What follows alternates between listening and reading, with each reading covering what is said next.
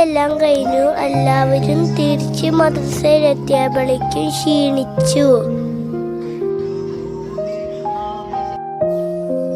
രാവിലത്തെ പരിപാടി എല്ലാം കഴിഞ്ഞു. രാത്രിയാവാൻ വെയിറ്റ് ചെയ്യുകയാണ് ഞങ്ങൾ. അങ്ങനെ രാത്രിയായി. ലൈറ്റെല്ലാം ഇട്ടു.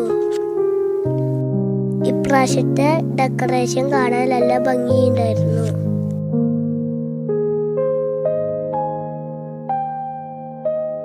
വള്ളത്തിൽ ലൈറ്റിന്റെ റിഫ്ലക്ഷൻ വന്നപ്പോൾ ഭയങ്കര ഭംഗിയായിരുന്നു.